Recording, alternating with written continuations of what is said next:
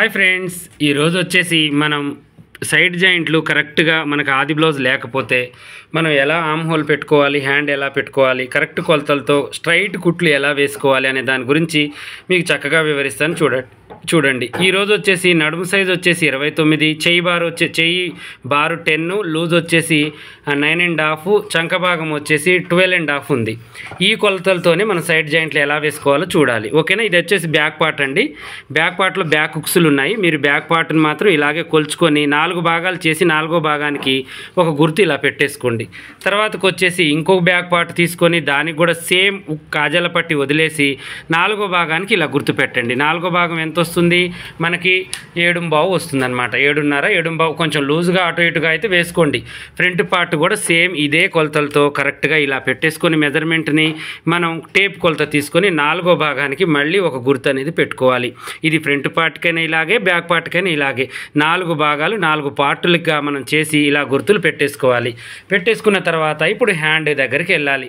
Hand వచ్చేసి మనం చక్కగా ఇలా మధ్యలోకి మడత పెట్టి షోల్డర్ కాడ నుంచి కరెక్ట్గా కొలిచేసుకుంటూ పర్ఫెక్ట్గా మనం ఏం చేయాలంటే నడుము దాకా కొలతని ఇలా పెట్టేసుకొని 2 చేతులు కరెక్ట్గా కొలుచుకొని ఇప్పుడు మనం ఆ 9.5ని చెరిసగం చేసేస్తే మనకి ఎంత వస్తుందంటే మనకి దగ్గర 5 ఇంచులు అలా వస్తుందన్నమాట. ఆ 5 ఇంచులకి మనం ఇలా గుర్తు పెట్టేసి గీత గీసేసుకొని మళ్ళీ ఈ యొక్క చంక భాగానికి మళ్ళీ మనం 12 అంటే 6 అలా మనం ఈ గుర్తును పెట్టేసుకొని 7 పెట్టుకున్నా కూడా సరిపోతుంది. ఓకేనా? మనం దగ్గర అంటే కొంచెం లూజే పెట్టాలి. ఎప్పుడైనా కూడా ఆమ్ హోల్ అనేది పర్ఫెక్ట్ కొలతలతో పెట్టొద్దండి. ఇగో ఇలా మనం గీత గీసేసుకోవాలి. 6.5, 7 అలా పెట్టేశాను నేను. ఇలా కరెక్ట్గా అక్కడ గీత గీసేసిన తర్వాత ఇప్పుడు మనం ఎక్కడికైతే గుర్తులు పెట్టుకున్నాము బ్యాక్ ఫ్రంట్ 2 కలిపేసి ఎక్కువ తక్కువలు ఏమన్నా ఉంటే అటు పైపుకు వదిలేసి ఇలా గుంజి మనం కుట్టు అనేది వేసేసుకోవాలి. స్ట్రైట్ కటింగ్ అనేది వచ్చేసింది మనకి, స్ట్రైట్ స్టిచ్చింగ్ వచ్చేసింది. చూడండి సేమ్ ప్రాసెస్ దీనికి కూడా ఇటువైపు కూడా అలాగే యాస్టీజ్గా ఇలాగే పెట్టేసుకోవాలి. మనం కొంచెం కూడా అటు ఇటుగా మనం చేయొద్దండి. సేమ్ ఇప్పుడు అటువైపు ఎలా అయితే గుర్తులు పెట్టుకున్నామో ఇటువైపు కూడా మళ్ళీ అదే కొలతలతో మనం గుర్తు అనేది పెట్టేసుకోవాలి. చూడండి ఇలా పెట్టేసుకుని ఇలా రఫ్ చేసుకోవాలి. ఇలా చేసుకుంటే ఇక మీకు ఇంచు కూడా తేడా రాదు. సమానమైన కరెక్ట్గా సైడ్ జాయింట్లు ఒక పక్కకు పీకపోవడం, వాలుకొని పోవడం, గుంజుకొని పోవడం, నెక్కు వంకర్లు రావడం ఇవన్నీ ఏంటంటే సైడ్ జాయింట్ల వల్లనే మనకి. ఇలా కరెక్ట్ పర్ఫెక్ట్ కొలతలతో పెట్టుకున్నాం అనుకోండి ఆది జాకెట్ లేకపోయినా మంచిగా వచ్చేస్తుంది మనకి. ఓకేనా? చూడండి ఇలా ఎంత పర్ఫెక్ట్గా అంటే మన ఛానల్లో ఏంటంటే సుత్తి అనేది ఉండదు, సూటిగా చెప్పేయడమే ఏదైనా కూడా. ఈ కొలతలు దాచిపెట్టుకొని ఇంకో కొలతలు చెప్పడం అనేది ఉండదండి. డమ్మీ వ్యవహారం నేను చేయను, కరెక్ట్గా చెప్పేస్తాను. ఎందుకంటే ఈ కొలతలు మనం చెప్పాక మనం వేసుకున్న తర్వాత కూడా కరెక్ట్గా ఉండేటట్టుగా ఉంటుంది మన ఛానల్ స్పెషల్. కొలతలు మార్చడం అంటే ఒక్కొక్కరికి ఒక్కొక్కటి ఉంటుంది, ఎవరిని నేను తప్పుగా అనను. కాకపోతే నా గురించి నేను చెప్పుకోవడం పెద్ద గొప్ప కాదు, మీకు కూడా అర్థమయ్యే ఉంటుంది. మన ఛానల్ గురించి మీకు ప్రతిదీ కూడా అర్థమయ్యే ఉంటుంది. ఏది కూడా దాయకుండా నేను చక్కగా చెప్తూ ఉంటాను.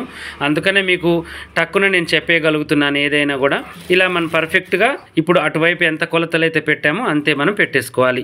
ఈ ప్లస్ గుర్తు రావడానికి కూడా మనం మంచిగా గుంజి ఇలా మనం పెట్టేసుకుంటూ ఖర్చులు చేయి మీదకి పెట్టేసి ఇలా మనం చక్కగా అడ్జస్ట్మెంట్ చేసుకుంటూ కుట్టు అనేది వేయాలి.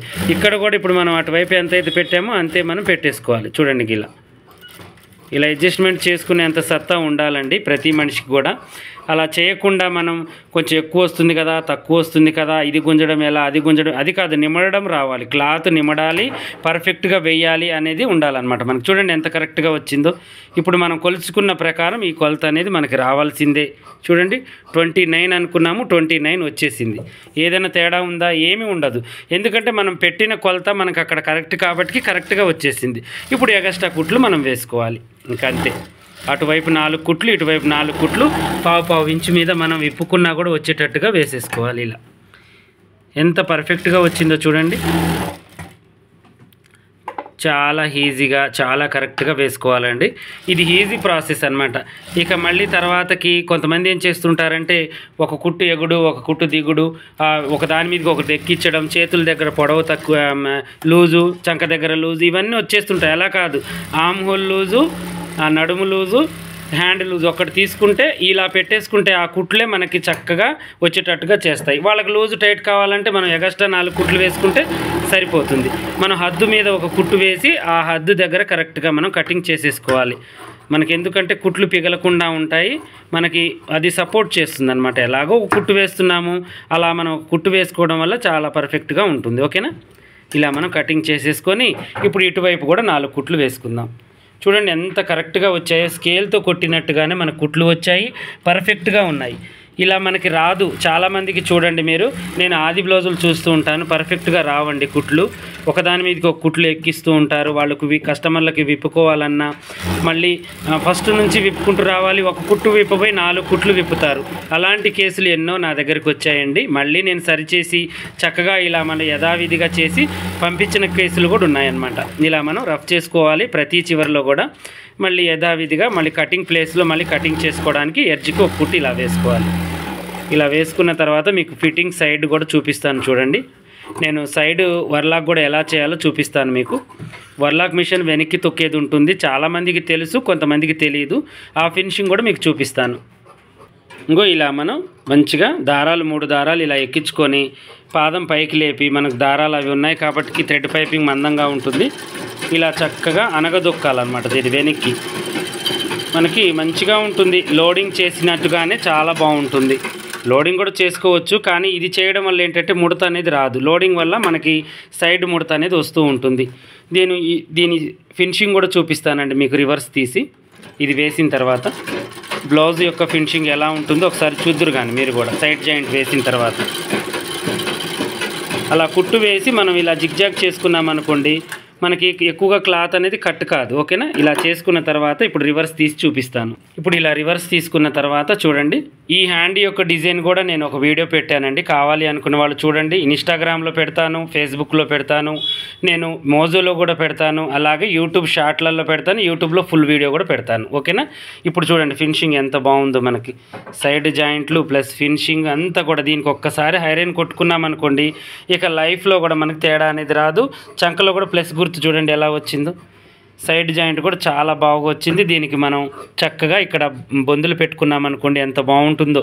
ఇలా రివర్స్ తీసి ఒక్కసారి హ్యాండ్ కొట్టామనుకోండి, ఎంత బాగుంటుందో మనకి. చూడండి ఎంత స్ట్రైట్గా కుట్లు వచ్చాయో, చాలా స్ట్రైట్గా చాలా చక్కగా మనకి ఫినిషింగ్ అనేది వచ్చేసింది.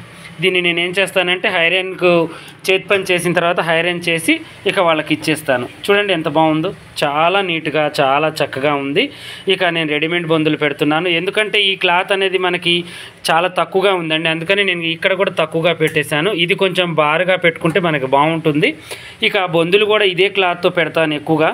నేను క్లాత్ లేదు కాబట్టి నేను బొందుల వరకు రెడీమేడ్ పెట్టేసి ఈ క్లాత్తో నేను గంటలు అనేవి పెట్టేస్తాను అనమాట. ఇలా ఎగస్ట్రా క్లాత్ కొంచెం మిగిలినా కూడా ఆ గంటలు తీసి పెట్టేసుకుంటాను. ఇలాగే మరిన్ని మంచి మంచి వీడియోస్ కోసం మా ఛానల్ చూడండి. మీకు ఏ ప్లాన్ అయినా ఇట్టే ఇచ్చేస్తాను, చాలా చక్కగా అర్థమయ్యేటట్టుగా, చాలా షార్ట్కట్లో నా పని ఉంటుంది. ఈ వీడియో చూసిన వాళ్ళు ఇది ఒకటే కాదండి, ప్రతి కటింగు, ప్రతి స్టిచ్చింగు, ప్రతి పని కూడా చాలా షార్ట్కట్లో చూపిస్తాను. అది గంట పట్టే పని నేను 10 నిమిషాల్లోనే మీకు చూపిస్తాను. ఇలాగే మరిన్ని మంచి మంచి వీడియోస్ కోసం మా ఛానల్ చూడండి. కొత్తగా చూసే వాళ్ళు సబ్స్క్రైబ్ చేసుకోండి. పాత వాళ్ళైనా కొత్త వాళ్ళైనా మీకు ఏదైనా డౌట్ ఉంటే కామెంట్లో ఖచ్చితంగా అడగండి.